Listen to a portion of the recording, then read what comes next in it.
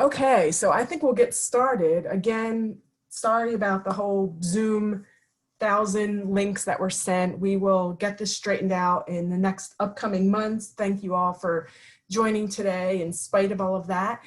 Dawn and I speak on the regular basis and talk about what some of the possible topics might be, some of the content. When Dawn goes around and does some of her fidelity reviews, it's helpful for her to talk with agencies and get some information. So it seems like remote job development strategies are still something that people are interested in hearing about and talking with each other about what strategies you're all using. And then we did have a few remaining parts of the self-employment that I wanted to review today. There are some messages in the chat already. So, hi Laura, yes.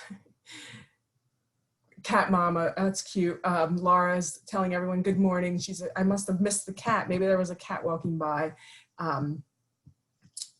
Anyway, we will get started, and it looks like we all have access to just unmute yourself if you want, but while you're not talking, if you could keep yourself on mute, that would be fine. If you want to put your cameras on, that's great too. So we'll get started. This is probably our, I don't know, 1,000.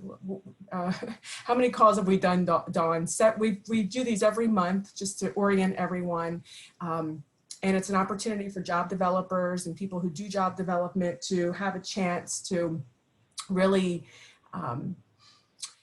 talk with peers, get feedback, get input from others, a chance to learn from each other, describe some challenges you might be experiencing, talk about any sorts of successes that you've had. And we usually start the call with an overview of some successes. And we can talk specifically about successes that you might have had in terms of remote job development. We can talk about successes in general with individuals you're working with. So why don't we get started?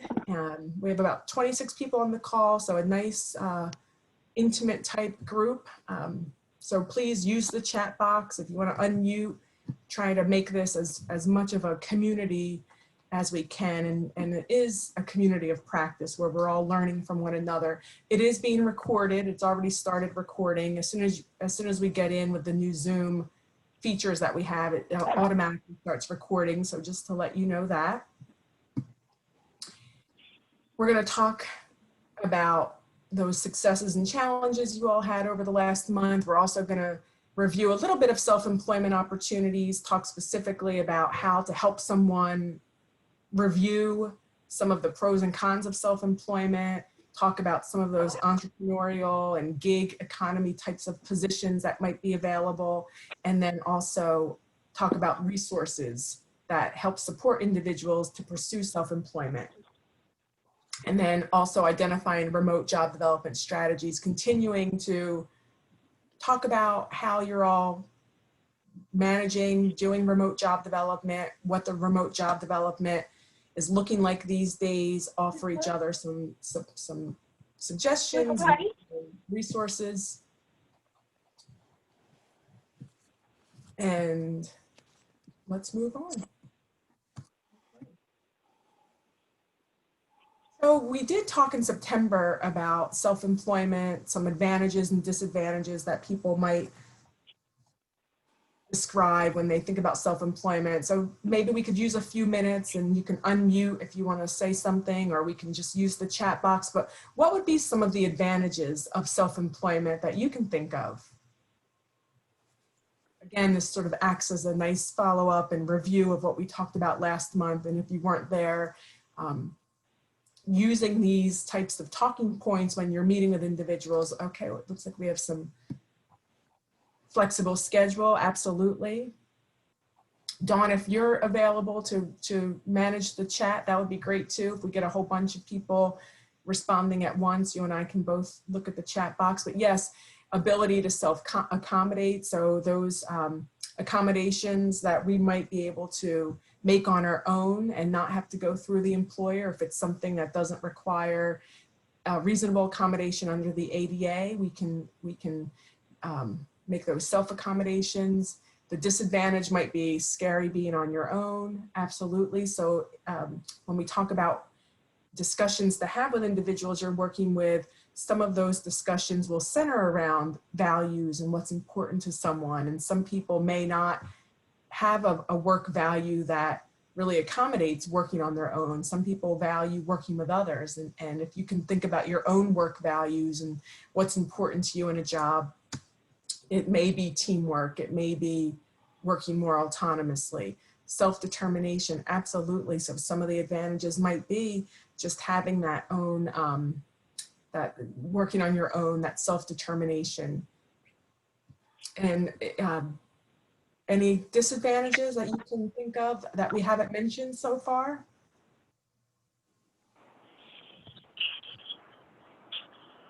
I know some disadvantages. I know there was, Go ahead, Dawn. or I was just going to say, I know there was a gal that I worked with once that was self-employed, and she really had anxiety over the quarterly taxes and that kind of thing. So that's something that I coached her with, or on, Absolutely. I should say.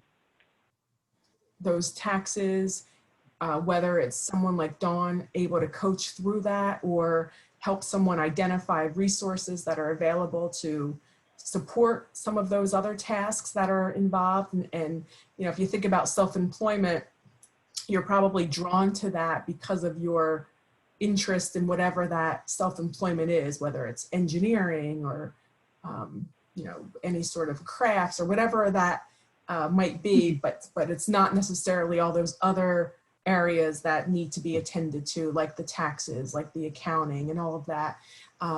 Some of the disadvantages, job instability, especially in COVID times, absolutely. And Rachel, you bring up a good point that job instability could be really visible in a self-employment type of position, or self-employment may even be an advantage during this time. There may be opportunities for people amid what's happening and amid the pandemic that might make self-employment a more advantageous route. So really weighing out what the person's interests are and helping them really identify what direction in terms of self-employment they'd like to move into.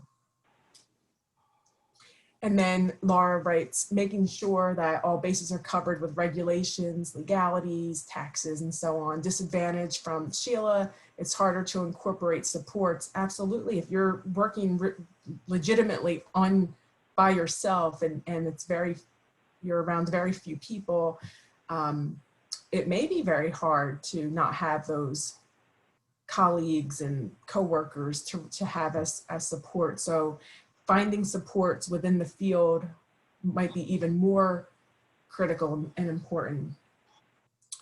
Laura writes, advantage would be for those who can't get help in any other way due to local help is full to overflowing. Absolutely. Alana, having to hire and handle taxes and employee and quality of service they give. So yes, a lot of the disadvantages seem to run around, center around some of those tax issues, some of those financial issues. Another disadvantage that people have identified in the past might be related to Social Security. And if people are receiving a Social Security benefit, disadvantage might be not sure how that will be affected or how it would be impacted and how to go and speak with Social Security about it. So all of that. Leslie is writing, client is considering due to his criminal background. Yes, so that's an advantage for people who may have different justice involvement. Maybe your own business, your own self-employment might be the key to you finding something that will accommodate a background like that. I'm looking over here at my phone because I just want to, I have one more person, I apologize, coming in on the other meeting. I just want to make sure they know to go into the chat. Paula, if you could go into the chat box and use the link that's there, and please join the meeting that we're all in. Thank you.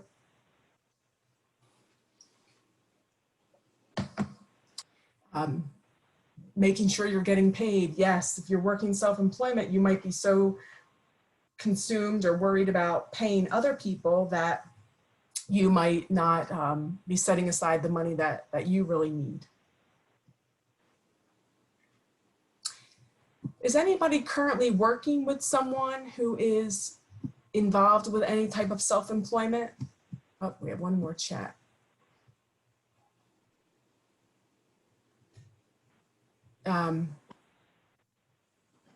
Okay, thank you, Jakiva. Let me just double check. Okay, thank you. Anyone have anyone that they've worked with in the past who has been involved with self-employment or currently considering self-employment? I'd love to hear what some of the process has been with individuals you've worked with. Dawn, you said a person that you were working with was involved with her own or their own self-employment at one point? Yeah, I had a couple of them that were successful, kind of in degrees. One gal made beautiful jewelry, and she ended up selling it at the farmer's market during the summer, and then she had worked out with a couple of local clothing stores to also display her jewelry. So that's what she did, and she's the one that had real anxiety around taxes, and so did I, but I coached her through it anyway.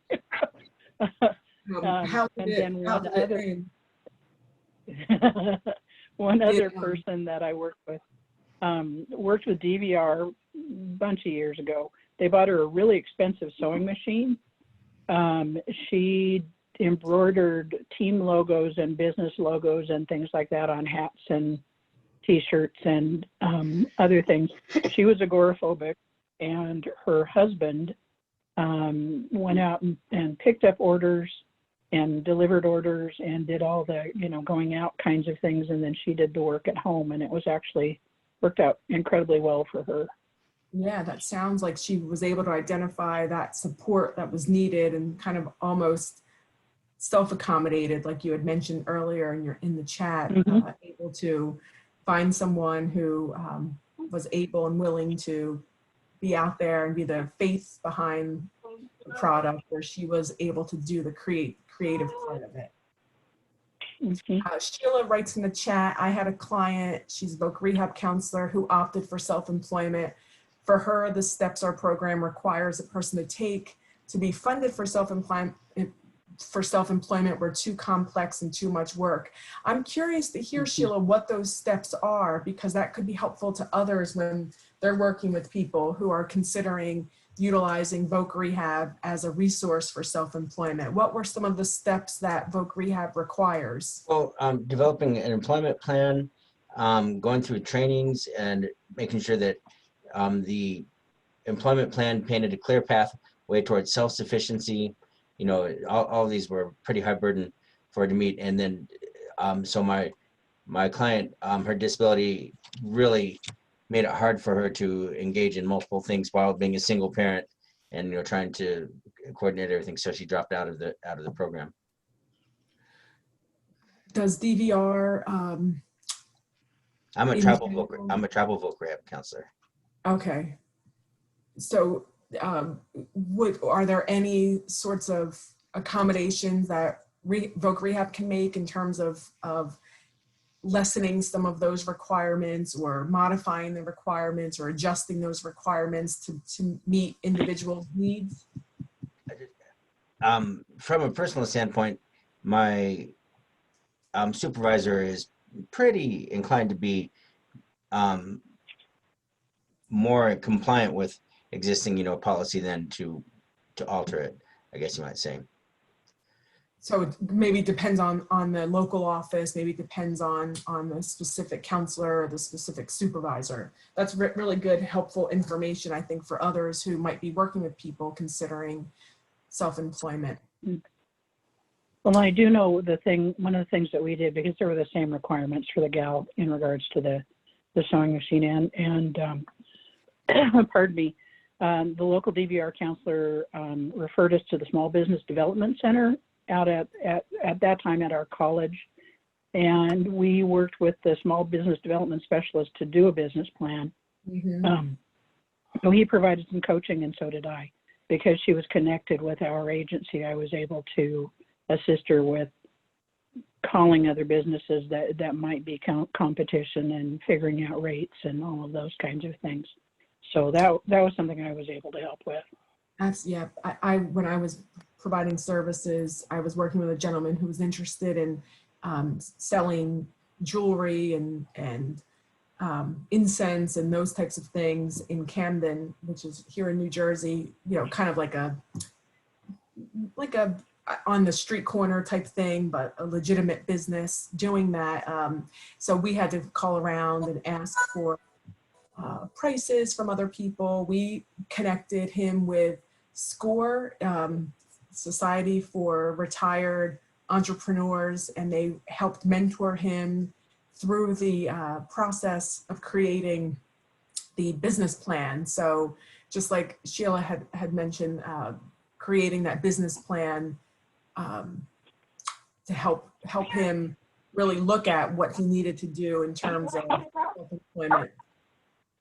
So there are resources, and in the back of this presentation, there are several resources, SCORE being one of them. I think the Small Business Development Center is listed as well, and some other small business resources. So if you are working with someone, I would suggest looking into those and see if there are any supports that could help, particularly with the planning and particularly with ironing out all those funding and financial concerns.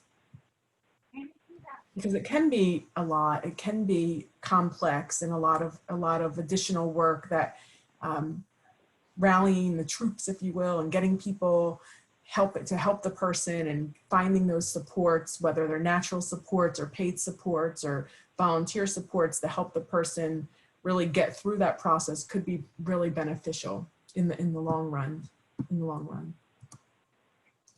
So thinking about the last month, I don't know, I imagine all of your school systems are probably in the thick of it, and you're all probably kind of getting into maybe either a routine of working remotely or beginning to transition back into the work environment. But nevertheless, have there been successes over this past month, and what has been a success that maybe one or two of you would like to share with us?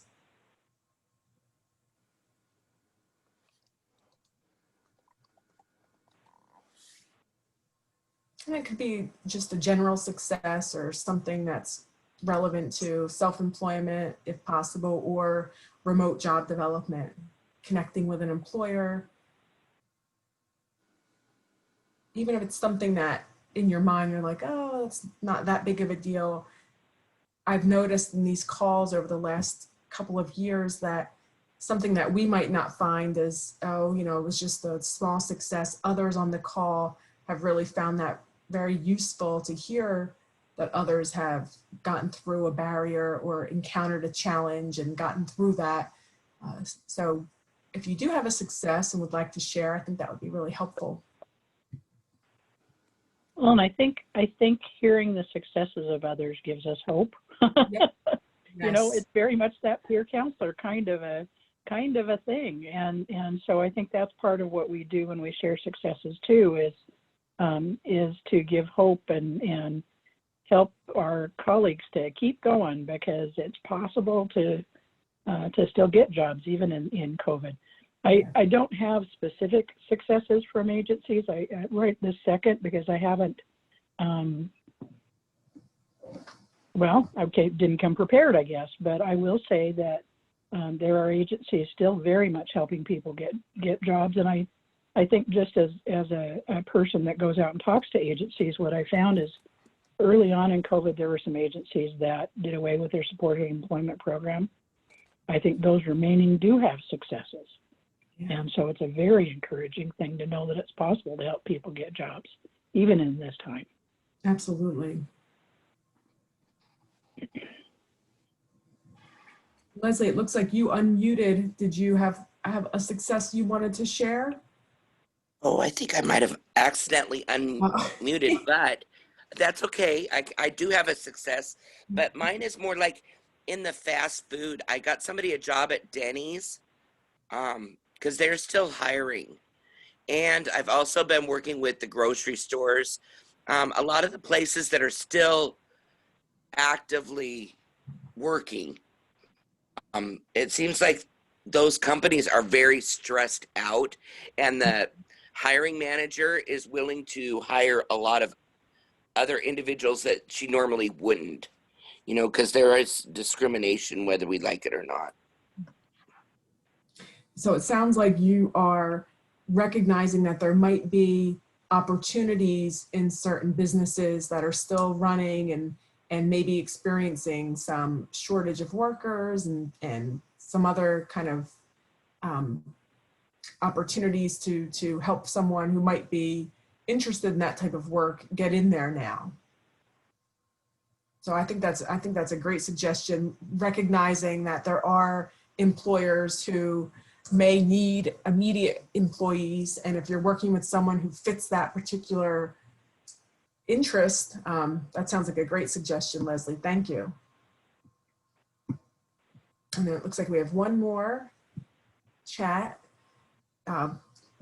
Hannah's writing, clients who had been struggling with substance abuse recently celebrated 45 days sober and was able to maintain a job. That's a fantastic success. So that person is 45 days into their abstinence, sobriety, however, and able to maintain a job. And I don't know if anyone attended the co-occurring disorders and treatment conference earlier this week. But yes, people with co-occurring disorders and employment, oftentimes employment helps someone maintain sobriety, keeps someone from using, just even the sheer cutting down because of the new work hours and so on. So that's fantastic that the person was continuing to work towards employment or continuing to work in addition to that maintaining sobriety. So let's think about a challenge. Maybe there was something that you encountered over the month that was particularly challenging, whether it's through remote job development. This month, Dawn, I think you can attest, has been a challenge just in terms of technology for me personally. It's the last couple of months, even just with this call, have been more of a challenge with technology than it's ever been. So that's something new that's kind of come up in terms of just accessing the Zoom, learning some of the new features and so on. Are there challenges that you all have faced or people that you're working with, challenges that you would like some input from people here on the call today?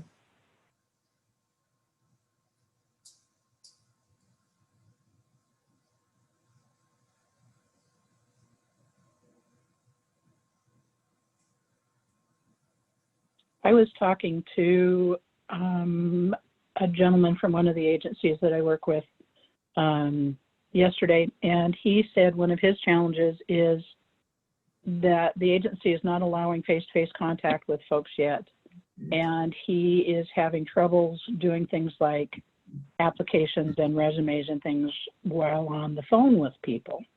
And so even the piece of just that beginning piece has been a bit of a challenge.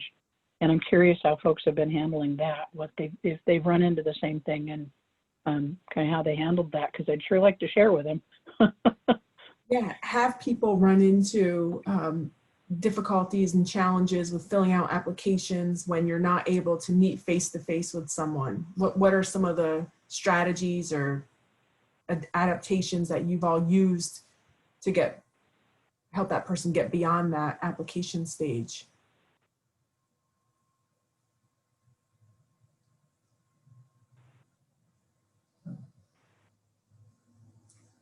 How many people are still working remotely? Just, there should be, either you could raise your hand or just write in the chat.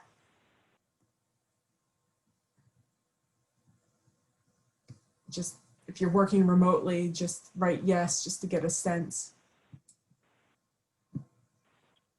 Okay, so. Oh, I'm seeing yeah. thumbs up and hands and things. Yeah, yeah, okay. Yeah. Yes, it looks like several people are still, okay, Sharon, it looks like you're working remotely and working directly with people if you meet outside, so that could be still some concerns when you're filling out applications or working on resumes. 50% remote, it looks like. Some people are doing a mixture hybrid of working remotely and directly with people. But it looks like most people are continuing the remote work. So yes, I think, Dawn, that does become an issue. Rachel is describing in the chat that something she's done before was using Zoom's screen share. That's a great idea, feature to help people through the process on their own computer. So yes, if someone has access to a computer that you're working with, you can use the screen share, which is right at the top of or bottom, depending on where your control panel is with Zoom, and you just hit on the new share and you're able to share the screen and show the person while you could be doing work on something or they could be sharing the screen with you. But I think, Rachel, you bring up a good point that if many of you are continuing to work remotely and it does begin to be problematic to work on some of these job seeking skills like applications, resumes, interviewing skills, I wonder if it wouldn't be a bad idea to create a little cheat sheet or directions for people on how they can share screens with you or how they can utilize some of the functions if they are using a computer and they do have access to Zoom or whatever the face-to-face remote interface that you're using. Maybe you could be creating like a document that people could use as almost like a little directions or cheat sheet kind of thing. Leslie, your mixture working from home, covering several locations, lots of referrals, and you've started wait lists right now. Okay. But thank you. I think this is helpful information, Rachel.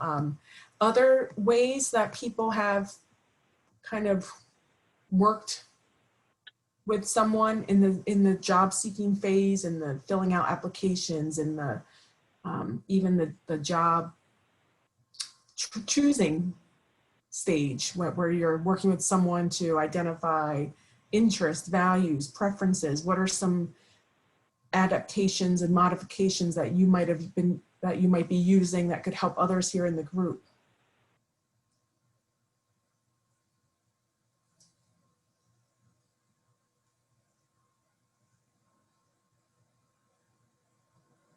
Well, think about it and just use the chat and we'll move on to our content unless someone was poised to say something. It looks like I saw someone go unmuted. And here's something in the chat. Occupational network, yes. So using the ONET, Leslie, is that what you're referring to? The Occupational Information Network online? Yes, that's a fantastic tool to use. Helping someone go through that remotely can be challenging, and it may be, again, beneficial to create sort of an instructions or a worksheet or something that people can follow along to help them better navigate some of those systems. Or if you're able to share the screen, absolutely a great tool that Rachel mentioned as well. So if you know, we'll have some time at the end possibly if you wanted to bring up any more challenges that might arise that you think of. But let's move into some of the remaining information from the self-employment topic from last month. So we talked about some of the advantages of self-employment being self-accommodation, so being able to accommodate some of the areas that you may need accommodations traditionally in a non-self-employment environment. So if you're someone who likes or needs to, or because of medication, sleeps in late, then self-employment might be a really good option. Or if you're someone who enjoys working very late at night and there are very few types of regular positions that would accommodate that, self-employment may be an answer. So you're able to really self-accommodate, you're able to manage your hours. There's a level of flexibility that people mentioned earlier. Disadvantages might be all of those other parts of self-employment that aren't necessarily due to the craft itself, but more to in the taxes and financial piece and all of those other legalities that maybe the person would really need those supports from others to help manage that. And then, like Sheila had mentioned, having those complex assessments that maybe Voc Rehab or other agencies require before someone receives funding to receive self-employment supports or even funding for their self-employment initiative. So helping individuals mitigate some of those types of complex systems and assessments could be really very useful for job developers and employment specialists.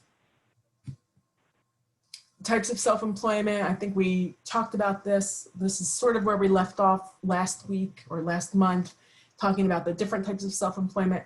If you click into each of these when you get the PowerPoint after the webinar today, you'll be able to click in and it'll give you a little bit of information about each of these. But some of these came as not so surprising, but some of them were types of self-employment that I wasn't really thinking of. This idea of interior decorating, or someone has an interest or skill in being able to do that. I know that there are lots of websites out there that, you know, they charge a certain amount of money for the person to look at pictures that the customer may have uploaded, renting out a room in your house, event coordinating, life coaching. So they're delivering groceries, childcare. So now a lot of school systems are sort of up and running. And I know that many parents are working outside of the home. So, and many schools are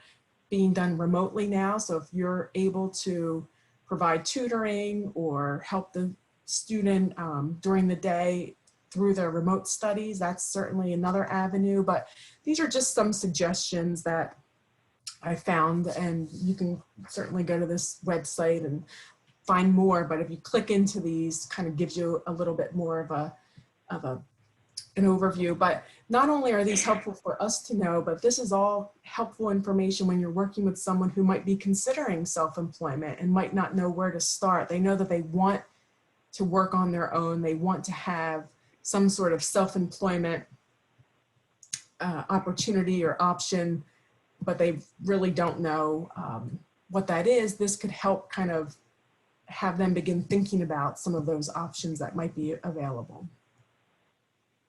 You know, Joni, one of the things that I've done in the past when I was more broke than I am now Yes. was mending alterations. I sew. And so one of the things that I've encouraged people to do is think about stuff they do for fun. Mm-hmm. My husband, when he was alive, used to do wood carving and did wonderful decorative, you know, folk art kinds of carving, and he ended up selling those.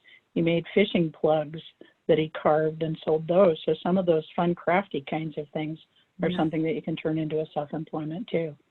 Yeah, I love those ideas. When I was like you, broke, back in the day, I worked for a local newspaper, and I was one of the correspondents who, you know, you get $25 and you cover the local board meeting, and you just write notes and write up a brief little report on that. But it was something, and again, like you said, Dawn, it's you use those skills and interests that you might already have, and it kind of gives you a chance to make a few extra dollars, and B, gives you a chance to utilize some of those talents that we might not ever have a chance to, or have kind of remained stagnant over the years. Mm-hmm. So you could think about some other additional self-employment opportunities. Dawn mentioned crafts and woodworking. I think blogging was already listed, but maybe local papers need some sort of similar type of position that I was referring to.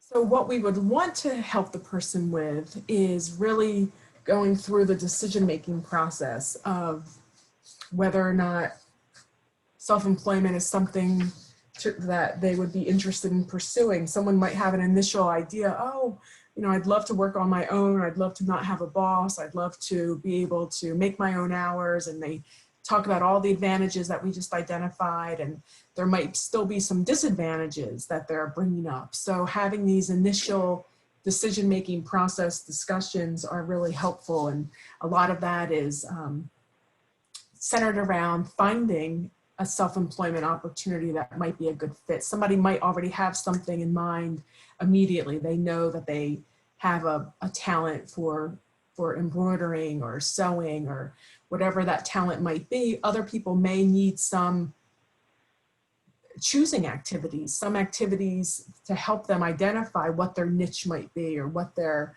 direction might be.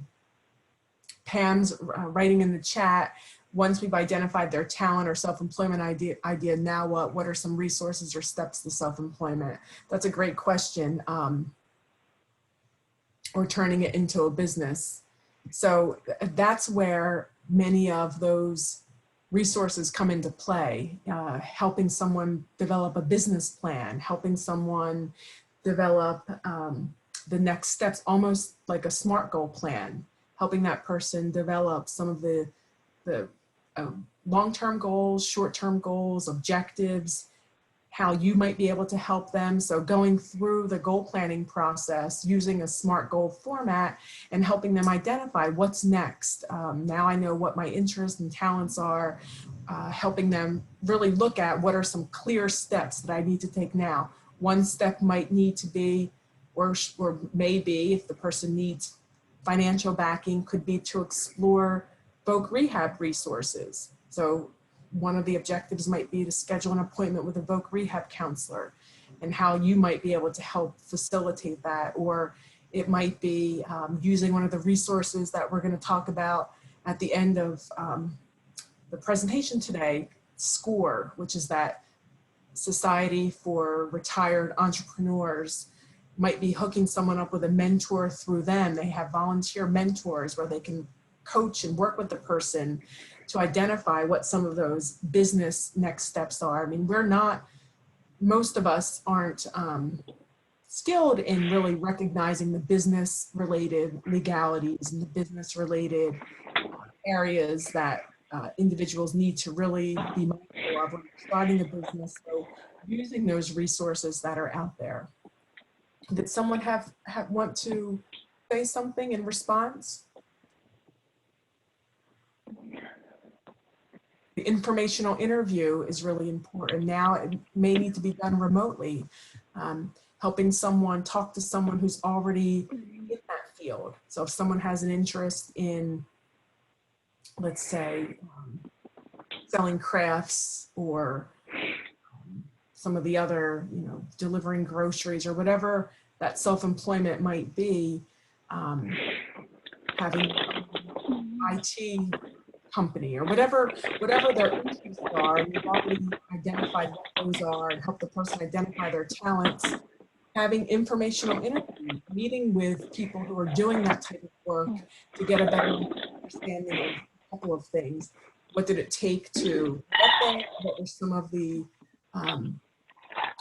were some of the steps that the people had to take? Really helping to, I just want to try and make sure people are muted. Sounds like I can hear a little bit of back. Okay, that's good. Those informational interviews are very similar to when someone's finding out more information about a particular job that they're interested in doing. So meeting with someone, having that chance to pick someone's brain about what some of the next steps are. Really identifying what are those resources that I now need to make this next step. But some of this beginning could be done with you. Chances are when someone is required or needs to have some sort of business plan in place to get funding or to get support from either DVR or other resources, there's probably going to be some questions about what's the market like? What are the people in the area already doing in terms of this type of employment or what niche can be filled with what I'm proposing. So really doing some of that work beforehand with the person to do a couple of things is get them prepared and ready to complete a business plan or have a good head start of a business plan. And it can also help them really figure out, is this the direction that they're interested in moving into?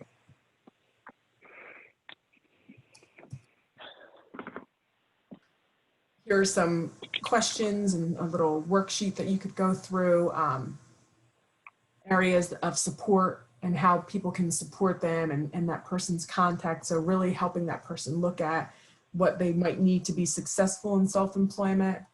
Again, some potential opportunities, what are the person's skills and interests and experiences and hobbies and how that could lead into a potential opportunity. I think the key is the person really finding out what it is they'd like to do and then using some of those more business-oriented resources or voc rehab resources to really execute that with your support, of course.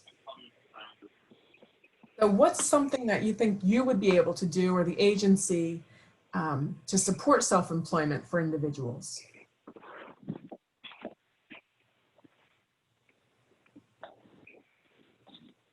What are some either agency specific or you specifically could do to really help someone in their self-employment goals? Use the chat or unmute.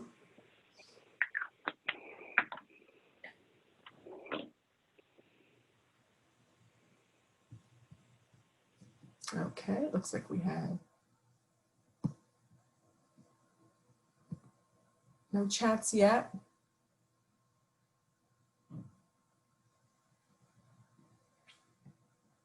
And maybe you're already doing some things to support self-employment. Looks like we have a chat here. Lori, finding grant writers to assist with business loans. Okay, so helping someone find grant writers or supports to help write business loans. There might even be grant writers within your organization who are really skilled and very good at writing grants to bring money into the agency. They may have some resources or some time to devote to help individuals with business loans or writing grants to obtain business funds. That's a great suggestion, Lori. Okay.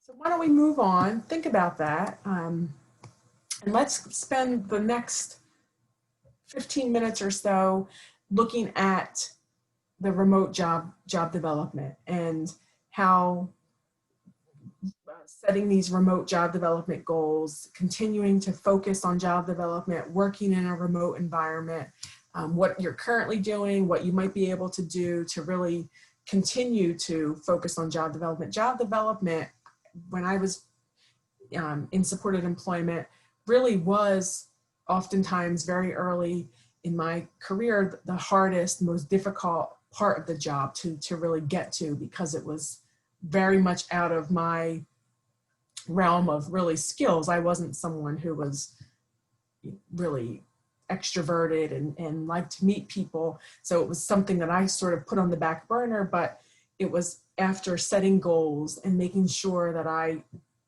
was paid as much attention to that as I did to the counseling piece, really helped. So maybe we can begin thinking about setting goals for remote job development. Stuart wrote for everyone, I think it goes back to the self-employment, but on the mental health, emotional side, really stressing encouragement with people. These isolated folks need compliments and encouragement for good work, good product, hard work.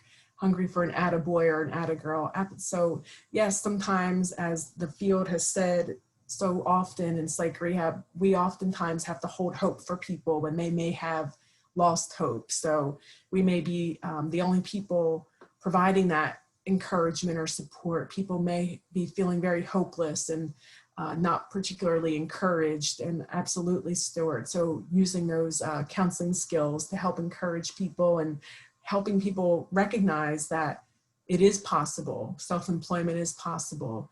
Getting a job is possible.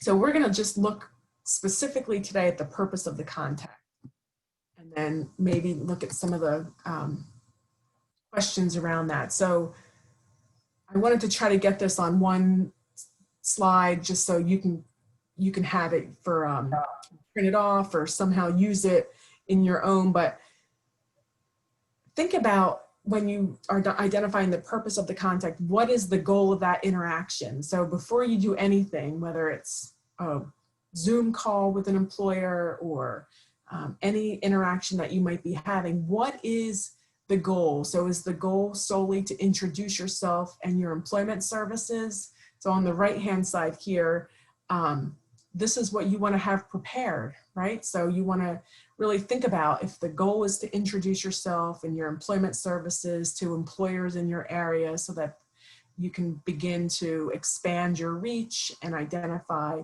places of interest for people you're working with, you want to have your elevator speech prepared. So you want to make sure that that's on point and that really is clearly articulated to the person. And you can practice, you can have role plays, you can work with your supervisor, colleagues, whoever it might be, but making sure that you have that 30-second to 1-minute elevator pitch. We've talked a lot about elevator speeches throughout the last several months, but it's really kind of identifying who you are, where you're from, what's the problem that the employer might have, what are some ways that you can solve that problem. So really sort of pitching who you are to the person. Hi, my name is Joni Dolce. I work with II Staffing. I know finding reliable and dependable job candidates these days can be very time consuming and difficult. However, the services I provide focus on job matching and matching the skills and interests of people I work with to what the employers are looking for, which might save you time and money in the end. So really preparing what your pitch is going to be. So that's an example of what an elevator speech might look like when you're going out there introducing yourselves to employers. If the goal of the interaction is to gain a better understanding of the employer's needs, having questions like, what do you look for in job candidates? When do you typically hire? What are the most immediate employment concerns or employment needs? What types of employees fit in best? Describe a typical day in your company. So these are all questions that can help you gain a better understanding. Thanks, Dawn. Dawn said I was hired, so that's good. After all these Zoom issues and technical fails, I might need that. But this gives you a list of ways that you can get a better understanding of what employers needs. It's kind of like a little cheat sheet of these questions on the right-hand side. So really getting a feel for what an employer is looking for not only gives you a sense of what individuals you're working with have similar interests and would be a good fit in terms of the culture of the work environment, as well as the skills and the and interests that are involved with that particular setting, but also it sends the message to the employer that you're really listening to them and that you are really there to hear what some of their concerns are. What do they really need so that you can make a good job match? So employers are beginning to develop trust in you, or is the goal of the interaction, and these are just kind of those initial interactions we're talking about right now, is the goal to assess the work culture. And then the following slide just has a couple of different areas you might want to look for when you're assessing work culture, but is it to see if it would be a good fit? So there are other goals of the interaction. And following these three areas might be setting up an interview for the person that you have in mind, or setting up a meet and greet with the person who has an interest in that particular job, or it might be to talk further about a possible accommodation if the person is already in the job or has disclosed or has tipped the employer off that they need an accommodation. So these are just kind of those beginning introductory types of interactions that we're talking about, really kind of more specific to job developers at this point. And then there are some tough questions, right? So we've talked about these in the past, but maybe we can review them for people who may have not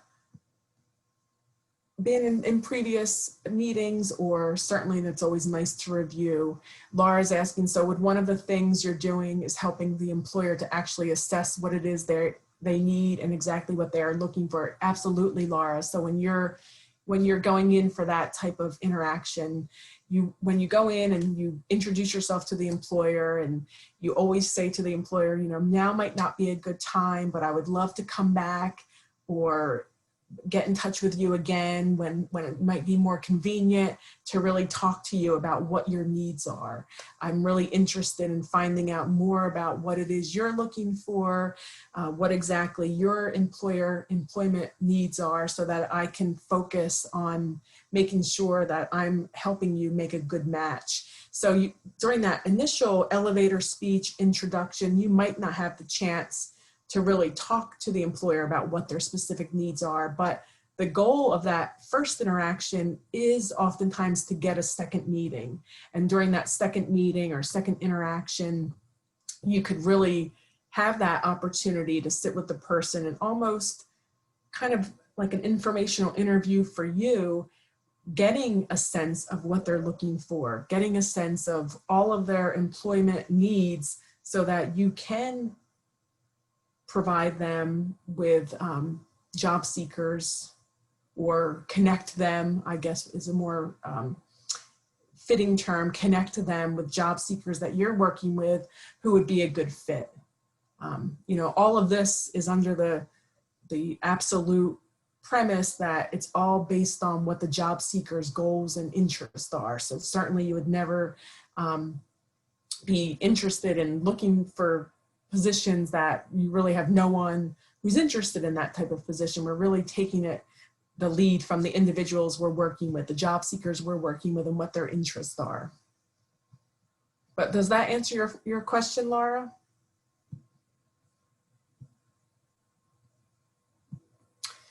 So what if the manager says we're not hiring? What would be some of the responses that you would probably have? What would you say if the manager says they're not hiring? If you're going in, you're trying to make that initial contact, and you're meeting with an employer for the first time, whether it's remotely or by Zoom, and they say, well, we're not hiring, what would your response be? You can use the chat.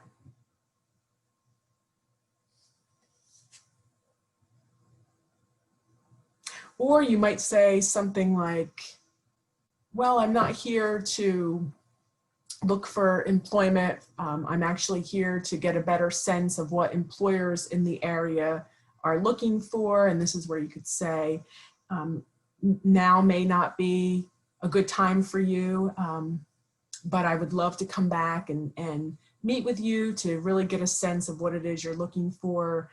I try to match job seekers I'm working with to the employer needs. And even if you're not hiring at the moment, if we could get a sense of when you might be hiring and what other types of criteria you look for, that'll help us in the future maybe make more of a connection with individuals who would fit your needs.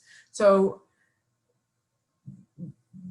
my biggest response to this would be, never just say, okay, thank you, and leave. Always try to sell the point to the employer that you're not there just looking for work. And I always go in when I'm training people on job development. A lot of training I do is in the environment. So when we go or if we call, I might say right up front, we're not looking for employment openings right now. What we're looking for is an opportunity to connect with you and to build some relationships with employers here in the community and really frame it under that.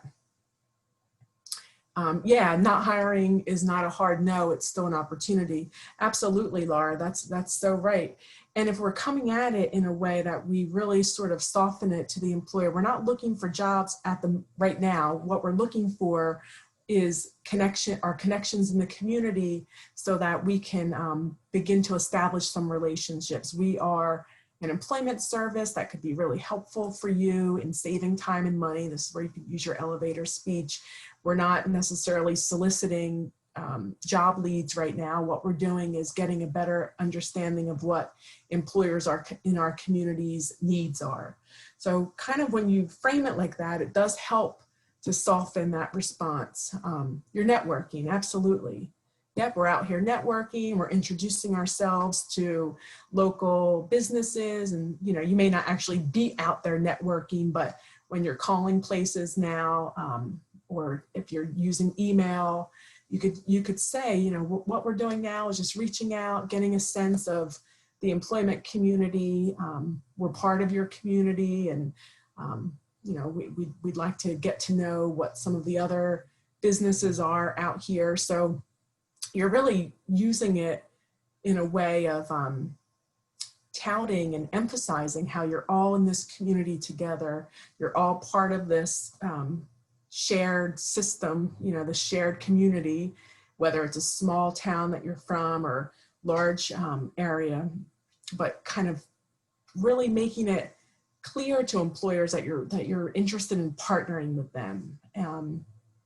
So some of those tough questions, I know that we're right at the hour, but I do have this list. And again, you can print it off, but it kind of gives you a little bit of a cheat sheet. So on the left-hand side, that one we just reviewed, what if the manager says they're not hiring, or the manager's not available, or they ask why there's no fee for a service, and so on.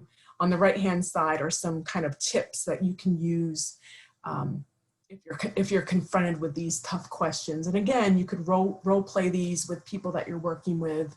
You could role play these with your supervisors just to feel confident in your responses, because those tough questions come up and you want to be prepared to answer those, and also be prepared to answer questions about safety and remote work capability. So if employers are asking you about safety issues and how capable and how responsive people are in terms of working from home or working remotely, you want to be prepared to respond to those questions as well.